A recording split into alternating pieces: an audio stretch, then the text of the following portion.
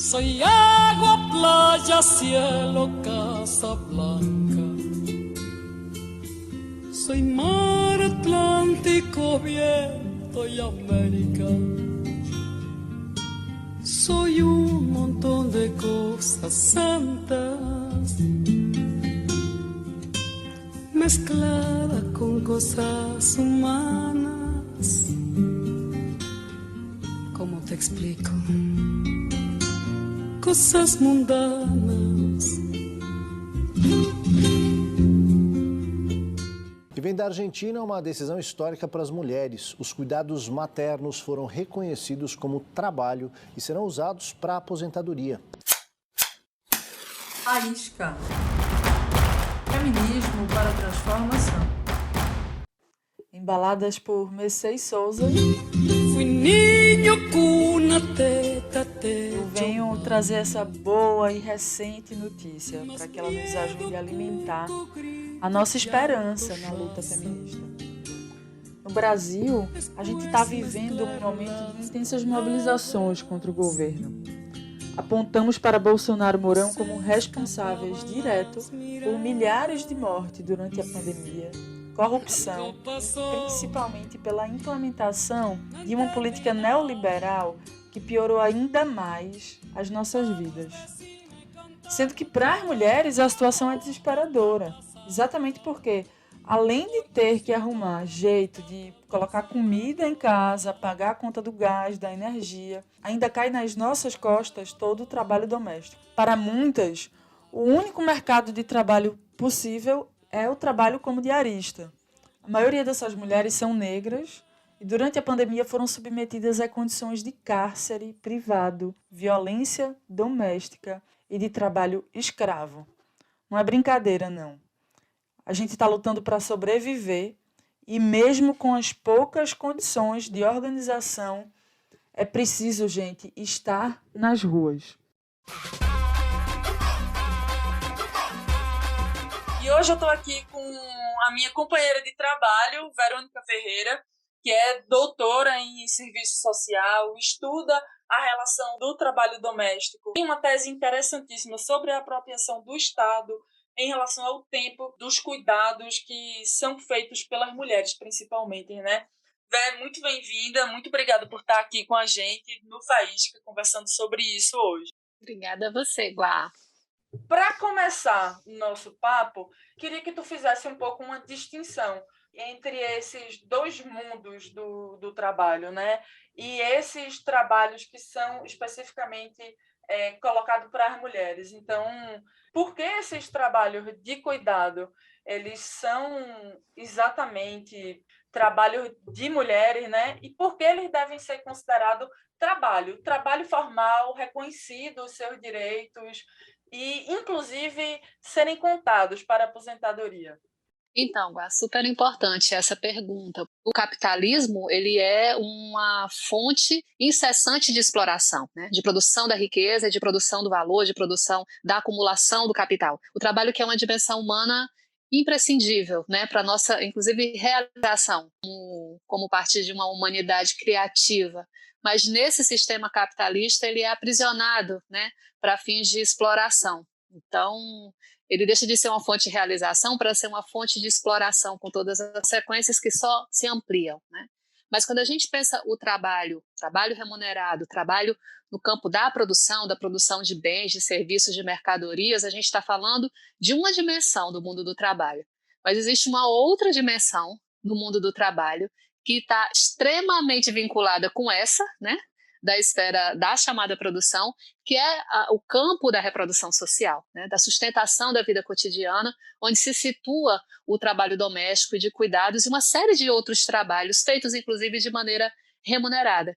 Mas a contribuição do feminismo, né, do feminismo desse campo crítico, é justamente de mostrar que é parte do processo de constituição da organização, eu estou falando só do capitalismo, da organização social capitalista, né, a imposição do trabalho doméstico e de cuidados para nós mulheres, que é uma imposição da sociedade patriarcal, né? Separação dos campos da reprodução da vida e da produção dos bens, serviços, mercadorias, e aí o trabalho de sustentação da vida cotidiana, de cuidado, de reprodução da força de trabalho, se concentra no interior das casas, né, e sob o encargo das mulheres. É aí que surge, né, fortemente a figura da dona de casa. Então, esse mundo do trabalho na reprodução social, né, que é a reprodução da vida cotidiana, a sustentação da própria inteireza dos seres humanos, que são forças de trabalho, quer dizer, a produção da mercadoria que é mais valiosa para o capital tem no seu núcleo o trabalho doméstico e de cuidados, realizado majoritariamente pelas mulheres. Por isso que a gente defende que na organização da divisão social do trabalho, há uma dimensão dessa divisão social que é a divisão sexual do trabalho, que se fez historicamente e que tem no seu cerne isso que você falou, a atribuição majoritária do trabalho doméstico e de cuidados sob as costas das mulheres, né? E isso repercute, inclusive, nas suas possibilidades de participação na esfera chamada produtiva, né? Do trabalho de produção de bens, serviços, mercadorias, enfim. Então, é muito importante a gente compreender alargadamente o mundo do trabalho, né? E compreender que essas duas dimensões, do trabalho de produção de bens, serviços, mercadorias, que é historicamente, né, o núcleo aí da produção do valor no capitalismo, ele só se faz e só é possível porque ele se sustenta no trabalho não remunerado, doméstico e de cuidados das mulheres.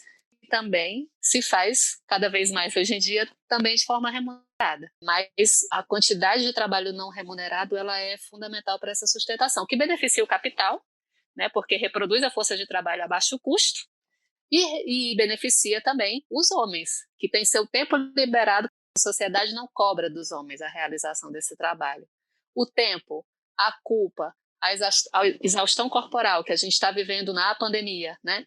Ela é uma experiência das mulheres, que são cobradas, né, pela realização desse trabalho, que é reforçada também pelo Estado, mas é bem importante a gente firmar isso, que o mundo do trabalho é constituído dessas duas dimensões que estão juntas, uma não existe sem a outra e as duas estão muito ligadas, e estão cada vez mais ligadas, né? Porque o mundo dos serviços, né, da alimentação, do próprio trabalho doméstico e outras esferas relacionadas a ele está cada vez mais amplo, enquanto ao mesmo tempo a gente não para de ficar sobrecarregada com o trabalho de cuidados e doméstico dentro das casas e não remunerado, né?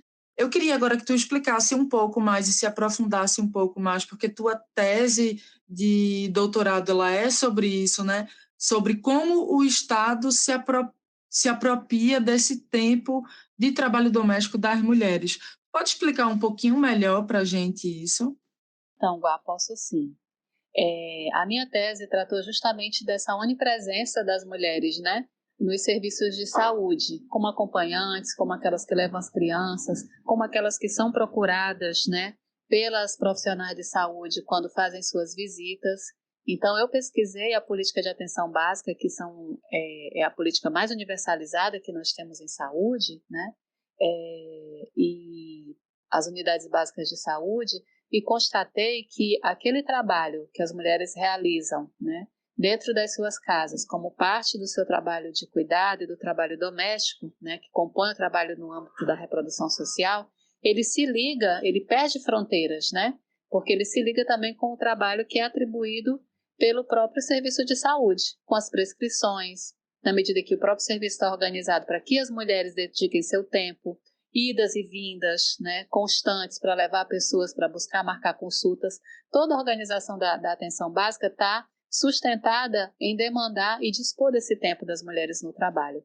Também em função da precariedade das políticas e da ação do Estado, como, por exemplo, na promoção do saneamento básico, as mulheres são elas mesmas que também realizam a limpeza das ruas, das canaletas, né, numa cidade como Recife, que tem um problema terrível de saneamento. Então, há uma transferência, né? Na verdade, um elo entre o trabalho doméstico que é feito para fins da própria família e aquele que é feito para a ação do Estado.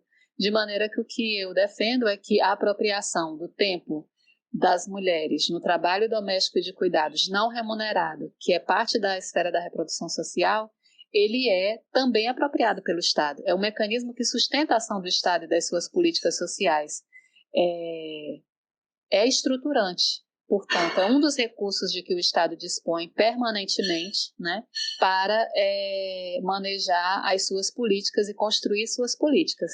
Então, em contextos de crise como a gente está vivendo, onde há como resposta uma usurpação, né, um roubo do fundo público, sobretudo das políticas de saúde, de outras políticas sociais, como a gente está vivendo no Brasil, o Estado dispõe, portanto, de mais quantidade desse tempo, reforça ainda mais o tempo das mulheres no cuidado, né? Então, o trabalho das mulheres e o tempo das mulheres no trabalho não remunerado de cuidados é parte do fundo público de que o Estado dispõe, e quanto mais o fundo público é capturado para os interesses do capital, como, por exemplo, o que está acontecendo com o contingenciamento, mais tempo das mulheres é tomado pelo Estado.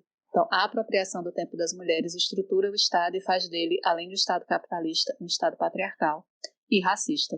Afinal de contas, é o tempo das mulheres da classe trabalhadora mais pauperizadas, majoritariamente negras, esse tempo que é apropriado pelo Estado nas suas políticas. Principalmente na pandemia que esses trabalhos aumentaram, né? Todo o aumento do trabalho tem sido em torno do trabalho doméstico, do trabalho de cuidado, né? E aí eu queria te perguntar ainda, pensando aí no contexto argentino, que uma grande quantidade de mulheres que vão ser contempladas, né?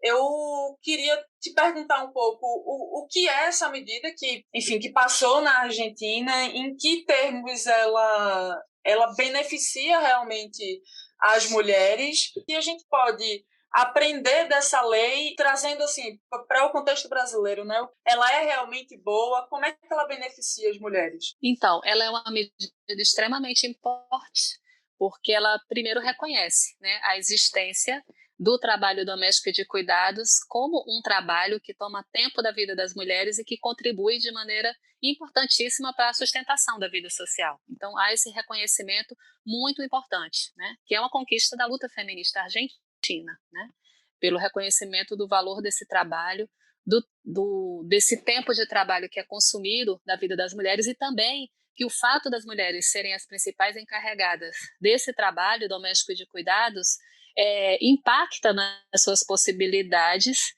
de inserção no trabalho remunerado. Então, as mulheres se retiram do mercado de trabalho quando têm acesso a ele, né? Quando estão nas licenças maternidades, ou se elas, por alguma razão, por exemplo, falta de acesso a creches, que é uma questão estrutural, né? Falta de políticas de apoio ao cuidado, muitas mulheres também ou não entram no mercado de trabalho remunerado, ou entram da maneira mais precária, trabalho remunerado, porque é a forma que elas têm de poder lidar com essa contradição entre ter que cuidar de crianças, ter que realizar o trabalho doméstico e ter que ter alguma renda. Então, as mulheres vão fazer negócios dentro de casa, né? Alimentação, quer dizer, vão para a informalidade porque não tem com quem deixar os filhos, né? Então, há um impacto, né, dessa jornada de trabalho que não é, inclusive, amparada pelo Estado, né, com política de creche, com escola em tempo integral. Isso é muito da realidade brasileira, mas também é uma realidade menos dramática, mas também é uma realidade na Argentina. Então, é um reconhecimento também de que as mulheres têm menos possibilidade de contribuir para o sistema de previdência social, né? Tem menos tempo também no trabalho remunerado em função do impacto dessa jornada de trabalho com os cuidados. Então, significa muito porque os modelos de previdência social, né, que vigoram na América Latina e no Brasil, eles têm como base uma ideia extremamente restrita, né, do que é a figura de quem está no trabalho remunerado, né? Inclusive, eu diria muito masculina. É como alguém que entra no mercado formal, contribui ou tem um tempo de serviço. Hoje, os sistemas quase não são mais baseados no tempo de serviço, né? As reformas neoliberais todas na América Latina transformaram o que era tempo de serviço em tempo de contribuição. Então, contribui ao longo da sua vida por um determinado tempo, cada vez maior, né, em função dessas políticas neoliberais, e aí tem acesso à previdência social. Só que essa não é a realidade latino-americana. nem a argentina, muito menos a brasileira. Porque a gente tem uma estrutura do mercado de trabalho capitalista extremamente patriarcal, ou seja, as mulheres têm muito menos condição de estar no trabalho remunerado, então nós somos a maioria na informalidade, e tem a estrutura, a divisão racial do trabalho. Não existe esse mercado formal, com pessoas que trabalham com capacidade contributiva, muito menos para as mulheres. A maioria do mercado de trabalho é informal, e a maioria no mercado informal é feminina e é negra. Então, não tem essa possibilidade de acessar a previdência social segundo essa regra e essa lógica que se distancia cada vez mais da ideia de um sistema de proteção baseado na seguridade social para uma lógica de seguro, que você, para poder levar o direito à previdência, tem que pagar. Então, esse é um sistema que prejudica de cara a grande maioria da população que trabalha, especialmente as mulheres e a população negra, no caso brasileiro. E no caso da Argentina, as mulheres são extremamente prejudicadas, né, por essa estrutura, né, dos sistemas. Então, essa medida, ela reconhece parcialmente, né, que o trabalho doméstico de cuidados, ele é fundamental tempo e que contribuiu para a sustentação das economias, inclusive, né, da possibilidade de outras pessoas estarem no mercado de trabalho. Então, assegura medidas importantes que mexem com o que é a estrutura, né, e a lógica e a visão de quem tem direito, né, à proteção social. Quer dizer, alarga o conceito de trabalho, incluindo o trabalho doméstico e de cuidados. É importante, especialmente em tempos como esse, né, que a gente está perdendo direitos na maior parte da região. Então, o que a medida estabelece? Que mulheres, né, com mais de 60 anos podem contabilizar, né, um ano por filho para completar seu tempo de contribuição necessário, né, para fins de aposentadoria, 2 anos se for um filho adotado, né, e também contabilizar o tempo de licença maternidade. Então, permite contabilizar como tempo necessário para a aposentadoria. Então, significa que o Estado assume esse tempo, né, como um tempo que deve ser contabilizado. Mas é parcial, porque se a gente for ver, o que não significa que não é importante, né? Agora, por que é parcial? Porque não leva um ano de vida para você cuidar de uma criança, né? Leva muitos anos, né? Em um ano a criança está totalmente dependente. Então, é muito pouco tempo se a gente considera o que significa esse tempo de trabalho doméstico na vida das mulheres, né? Então, é nesse sentido que é importante, mas é parcial, né? E atinge um conjunto significativo, né? 155 mil mulheres que estão nessa condição. Quer dizer, a gente pode pensar em todas aquelas mulheres que estão cuidando de seus filhos, né? Que por isso não estão no mercado de trabalho remunerado, né? E o que será feito também das possibilidades dela de ter acesso à proteção social, né? E daquelas que estão também no mercado informal do trabalho, que é uma tendência cada vez maior, né? Das nossas economias, enfim, nesse contexto do capitalismo patriarcal e racista. Então, é importante, vai beneficiar um número significativo de mulheres, coloca uma medida que serve para acumular mais força para que essa possibilidade de reconhecimento ela se expanda, né? Eu acho que isso é muito, muito significativo. Essa medida argentina serve, então, de inspiração. Mas aí eu pergunto, como expandir as políticas de cuidado? No sentido, assim, o que seria uma política ideal no sentido da utopia feminista de sustentação do trabalho de cuidado e o trabalho reprodutivo? O modelo ideal que a gente quer é a superação dessa organização social do tempo, né? Que é atroz, cada vez mais, né? Cada vez mais a gente trabalha muito mais no trabalho remunerado, né? Especialmente quem está submetido às relações de exploração sem direitos, né? Agora, o Congresso passou uma PEC que é uma confirmação praticamente do trabalho escravo da juventude brasileira, né? Então, a gente está vivendo um processo intenso de ampliação da exploração. Nós, mulheres, estamos nos piores postos de trabalho, as mulheres negras estão nos piores postos de trabalho e estão ainda mais sujeitas a esse tempo roubado, né, cada vez mais por essa organização capitalista, patriarcal e racista, e também convivendo com o aumento do trabalho doméstico e de cuidados, porque a gente tem um contexto de retirada de recursos públicos para investir em políticas de saúde, políticas de educação, políticas de creche, né? Políticas de cuidado com pessoas idosas, escolas em tempo integral, né? Então a gente está vendo, quando há uma redução de orçamento para essas políticas, todo esse trabalho se incorpora na jornada não remunerada das mulheres. Então, a pandemia jogou essas duas coisas dentro de casa, né? Então, há o cansaço, né? A exaustão, num contexto de muita insegurança, né? Num contexto de muita incerteza quanto à possibilidade de manter uma renda, e no contexto em que, como as mulheres são a maioria na informalidade, elas perdem sua renda, né? Então, é muito brutal, né? essa situação. Mas um modelo importante, né, que a gente defende é o das políticas universais, quer dizer, políticas cada vez mais universalizadas de seguridade social, né? Essa é a nossa defesa, né? Então, nós defendemos sistemas universais de previdência social, né? Mas isso está totalmente na contramão do que vem acontecendo hoje, né? Que é a restrição cada vez mais e a imposição dessa lógica de que você contribui, você leva, você vira um MEI, você é patrão de você mesmo, que é irreal com a condição de mulheres no mundo do trabalho. Então, essa é uma luta.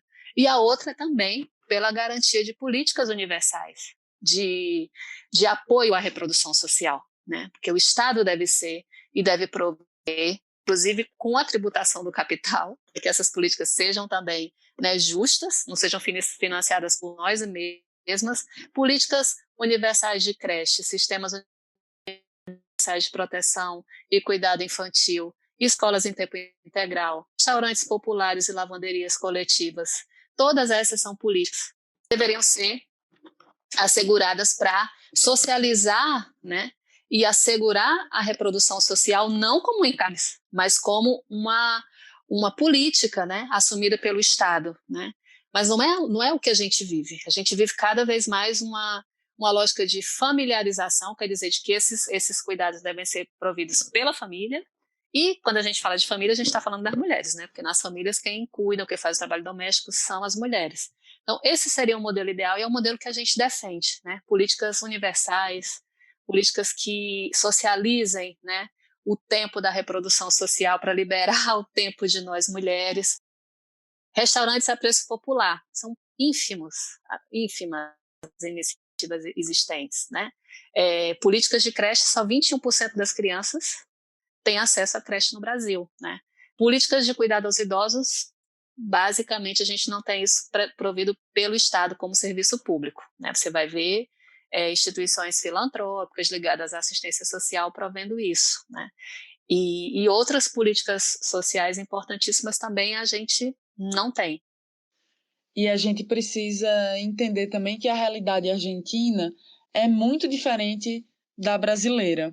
Aqui, por exemplo, o trabalho doméstico é realizado majoritariamente por mulheres negras e é exatamente porque elas encontram nesse serviço o único espaço para inserção no mercado.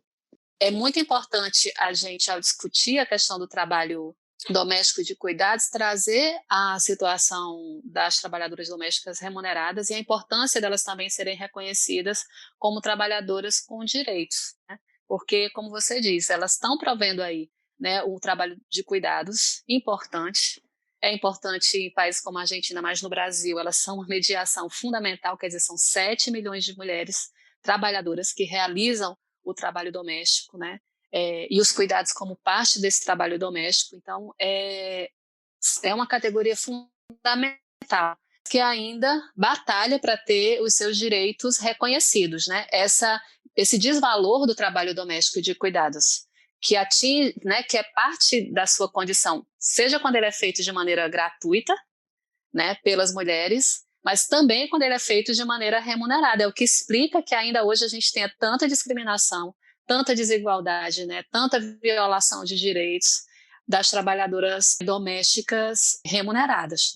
No Brasil, a conquista de direitos por essa categoria, do ponto de vista da sua ampliação, era muito recente, é de 2013, né, a conquista da igualdade de direitos, né, pelas trabalhadoras domésticas, e de 2015 a sua regulamentação.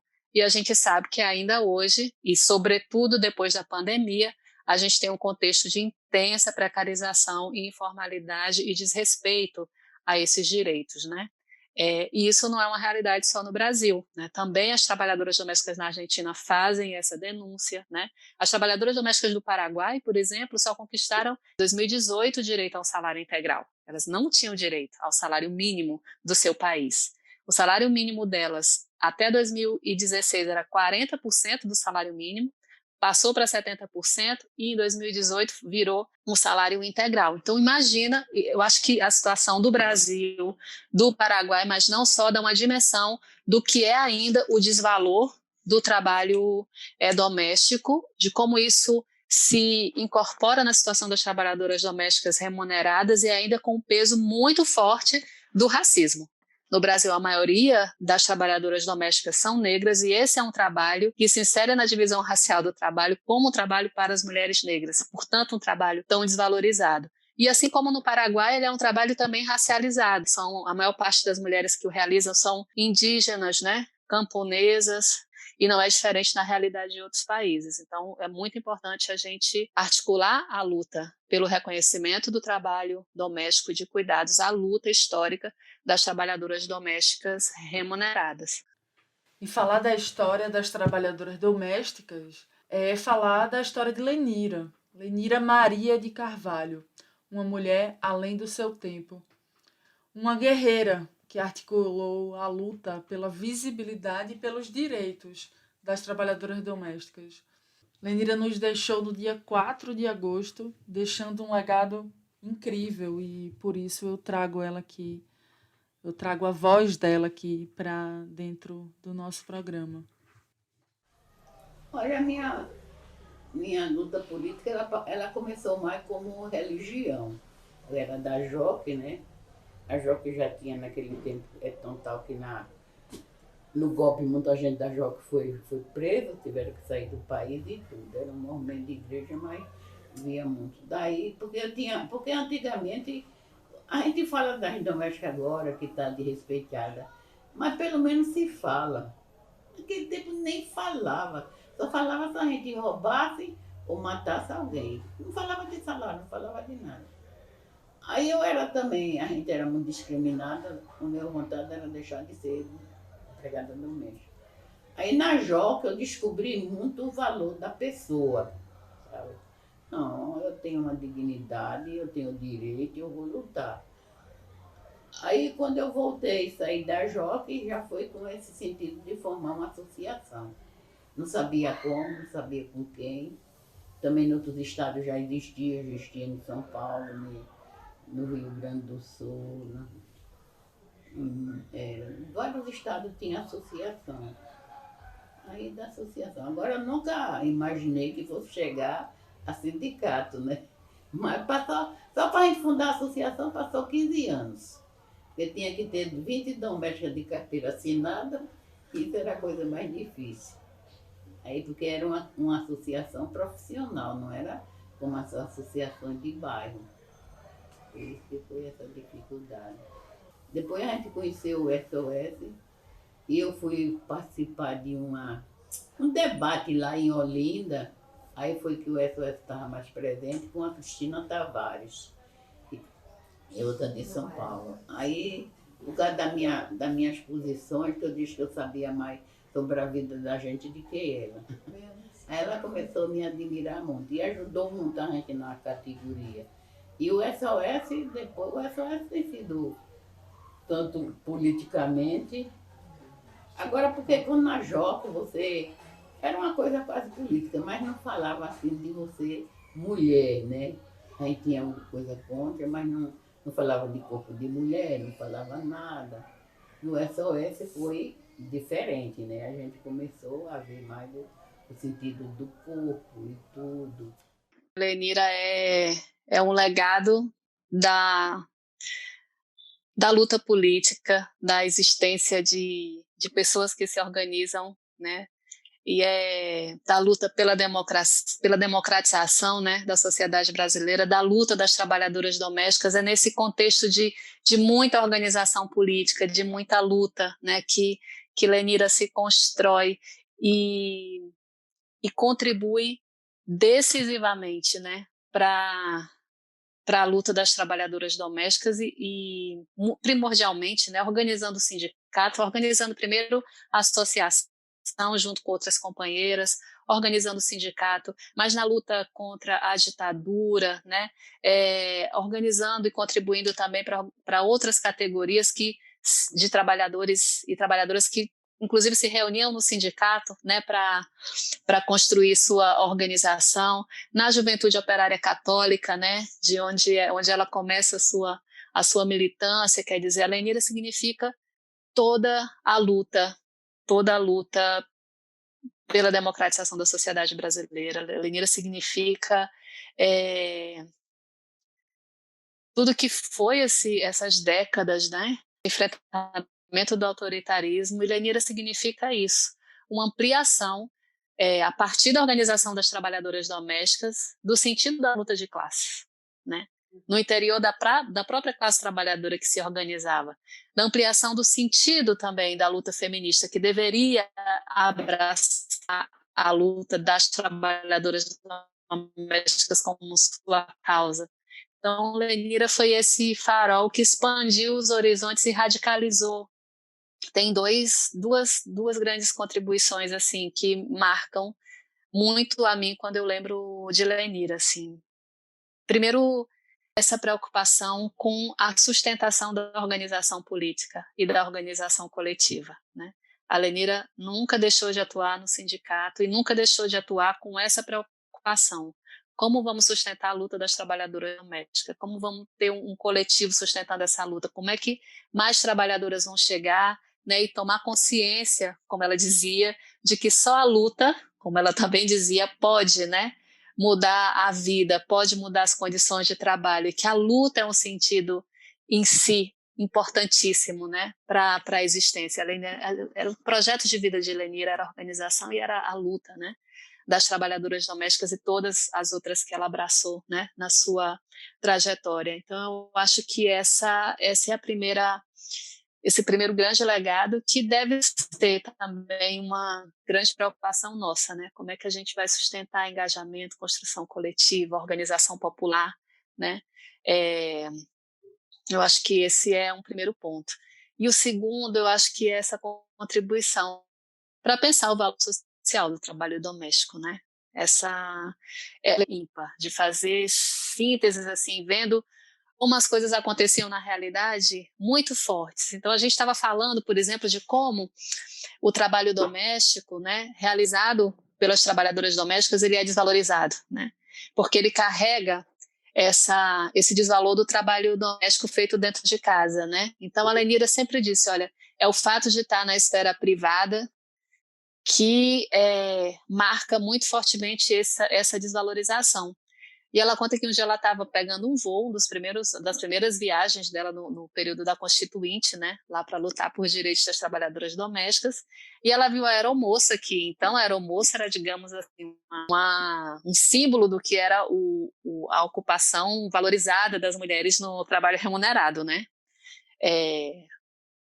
Então, a Lenira viu, observou e disse assim, bom, tudo que ela está fazendo aí, servindo as pessoas, limpando se alguém derrama alguma coisa, trabalhadora doméstica faz. Por que ela é tão valorizada e nós não, né? E aí ela trazia, é porque o trabalho de casa, é porque são mulheres da trabalhadora, é porque são mulheres negras, é porque tem a marca da escravidão, né? Então ela trazia essas situações e a partir delas ela trazia os elementos que estruturavam mesmo, né?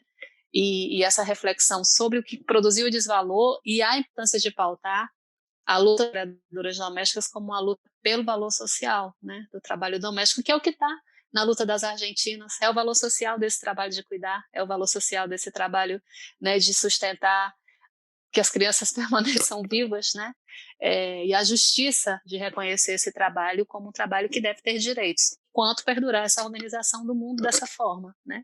Então eu acho que é isso, Lenira ampliou o sentido de luta de classe, de luta feminista, de luta antirracista, e a perspectiva de que a luta é um sentido fundamental. A ética cristã que marca a história de organização na história de Lenira é uma coisa que deve também inspirar a gente na relação em que hoje a religião está completamente prostituída para o capital e para a mercadoria, sendo completamente deturpada para promover a mercantilização do fundamento do evangelho, que ela pautava como um espaço de organização para melhorar a vida, né? Então, eu lembro dela me contando de como a associação e a organização ela começava porque a igreja era o único lugar que as domésticas tinham liberdade para ir quando trabalhavam ainda em casa, né? Então, exatamente. Tem um sentido ético muito profundo. Com certeza. E a associação era isso, elas faziam as festas de aniversário, era um espaço para que elas pudessem existir com liberdade, né? E naquele momento, grande parte das trabalhadoras domésticas, dessa geração, inclusive, que fundou a associação, o sindicato, moravam, né, na casa de seus empregadores e empregadoras. Então, viver na casa era ter toda a sua vida limitada, né, controlada. E ir para a associação, muitas vezes, inclusive, dizendo que ia para a igreja, era construir o espaço da liberdade, o espaço que elas existiam para elas mesmas. E isso forjou uma forma de companheirismo, né, e de elo que é muito, muito impressionante também, que marca, né, o coletivo que sustenta até hoje o Sindicato das Trabalhadoras Domésticas, né? Elas são solidárias entre elas de forma incrível, assim, né? Exatamente de encontro a essa ideologia neoliberal que afasta a gente, que individualiza e que promove muito mais competitividade, né? Você levantou um ponto bem importante, né? Porque essas mulheres, elas cuidaram de outras pessoas, né? De crianças, enfim. Muitas delas, especialmente dessa geração que veio muito cedo, né, ainda crianças, trabalhou na casa e que envelheceu, né, realizando o trabalho doméstico, deveriam ser, por exemplo, beneficiárias de políticas de cuidado, né, universal, né, de saúde universal, assumidas pelo Estado, com financiamento, sempre importante lembrar disso, do capital, né? E não, né, elas contam com o companheirismo delas, o que é lindo, né? Mas também revela o quanto não há suporte também, né? De políticas e a batalha que é para se manter com saúde, né? Para se manter firme, para se manter vivas, né? Então acho que tem esse outro lado também que a gente precisa denunciar. E a dificuldade que essas mulheres estão passando hoje, a gente teve um momento agora de congresso, né? Os sindicatos estão todos reunidos debatendo diversas questões no tocante a denúncias que precisam ser feitas de trabalhos análogos à escravidão, que essas mulheres estão voltando, tinham conquistado o direito do tempo de trabalho regulamentado e hoje em dia voltam a ter que trabalhar de maneira praticamente escravizada, morando dentro da casa das pessoas por conta desse medo da pandemia, e como isso também se desdobra numa dificuldade de permanecer com os sindicatos organizados, né? Permanecer com os sindicatos fortes. Então, a gente vê, inclusive, tem visto, né, inclusive, uma diminuição no número de associadas, a dificuldade de organização, e isso realmente é bastante difícil.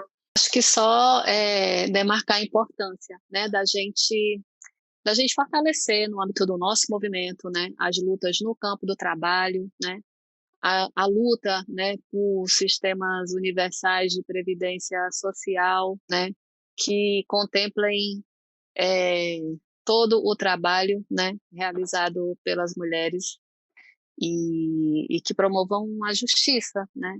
Eu acho que é muito importante lutar contra toda essa desestruturação, né, que a gente vem vendo acontecer. Acho que a nossa grande luta para os próximos anos vai ser revogar aí muitas medidas que foram tomadas, né, reforma da Previdência, reforma trabalhista, né, como parte desse projeto do golpe. Vai levar muito tempo para reestruturar, mas acho que o exemplo de Lenira e a memória de Lenira devem nos dar força para isso, né? Ela que acompanhou todo o processo de estruturação do que a gente conseguiu até aqui, que agora está sendo devastado, e que nós desse momento das nossas vidas em diante, né, temos por tarefa reconstruir. Primeiro derrubando esse governo, depois construindo as condições para a nossa própria reconstrução. Ouvindo aí, né, galera? É isso aí, é nossa tarefa histórica se inspirar em Lenira, que no meio de uma ditadura conseguiu organizar a Associação de Trabalhadoras Domésticas, conseguiu organizar um sindicato, conseguiu fazer uma luta para, depois de anos, conseguir que os direitos trabalhistas das trabalhadoras domésticas fossem reconhecidos. Então, é nossa tarefa também, histórica, derrubar esse governo. A gente vai estar na rua, por fora Bolsonaro, fora Mourão, e eu queria agradecer aí, Verônica, pela participação no nosso Faísca Feminista. Quero agradecer também todas as companheiras que estão nos escutando, que estão acompanhando aí o trabalho do SOS Corpo, não só esse programa, mas toda a nossa luta, né, por melhores condições de vida, por uma sociedade com democracia, tanto na rua quanto dentro de casa. O que a gente está vivendo no Brasil são realmente assim, tempos sombrios, o que alimenta a nossa alma é a resistência. É o fortalecimento da luta coletiva que nos dá força, que faz a gente permanecer viva, né? Quero agradecer também a nossa produção. A gente tem uma nova integrante aqui na equipe, que é historiadora, militante do Movimento de Trabalhadores Sem Teto, Joô. E esse programa também conta aí com a mão da nossa editora, que é militante do coletivo Molesta, também do Fórum de Mulheres de Pernambuco, Lara Buitron. E é isso, o nosso programa vai ficar disponível em todas as redes do SOS Corpo. É nós na luta, compas. Até a próxima. Obrigada, Vé. Obrigada, Tuga. Valeu.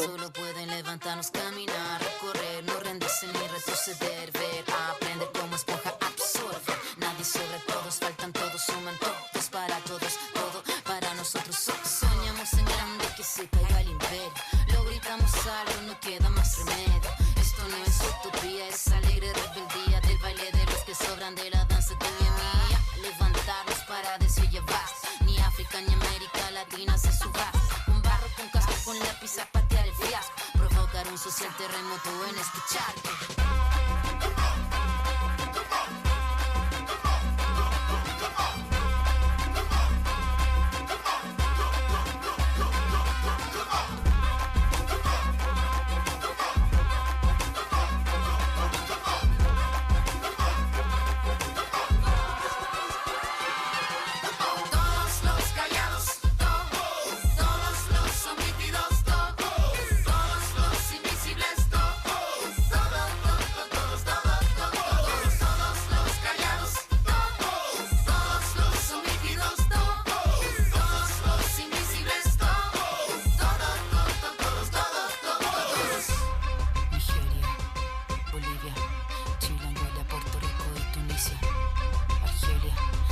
Venezuela, Guatemala, Nicaragua, Mozambique, Costa Rica, Camerún, Congo, Cuba, Somalia, México, República Dominicana, Tanzania, fuera Yankee de América Latina, franceses, ingleses y holandeses, yo te quiero libre. Palestina.